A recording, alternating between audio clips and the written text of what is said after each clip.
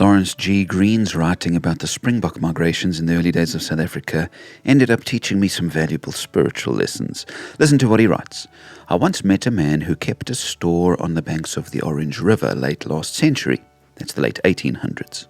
He saw Springbok form a living bridge over the river as they raced towards the Kalahari to reach better pastures, so he said.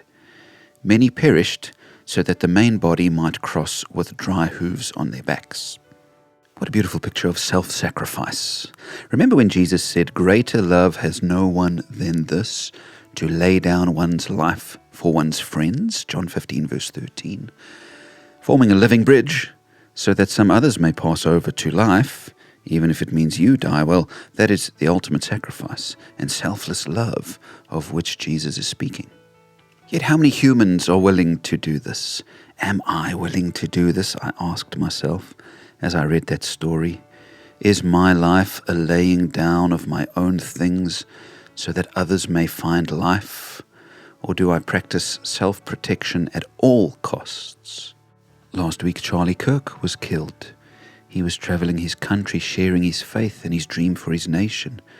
Not all agreed with him, and in the end he laid down his life, in a sense like a bridge, so that others could find truth.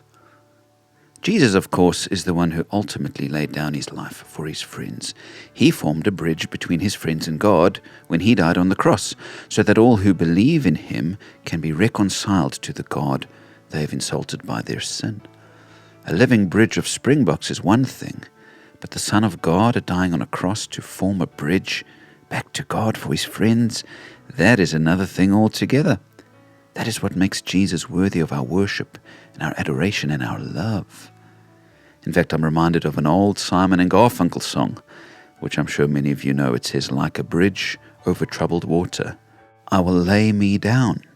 That's what Jesus did, laying himself down so that others may be saved. This is why Christians so often sing about the cross of Jesus Christ with such passion. Whenever we sing of the cross, we're confronted with the reality of what Jesus did, how in that moment, he, like those Springbok, perished so that we can cross over to God. It is in this sense that he is our Savior. Without him, we'll be judged and cast away from God, rightly so, because our sin is so great. Do you know and trust the living bridge, Jesus Christ, as your Savior? And are you willing to lay down your life in some respect, that others may find life? I pray so.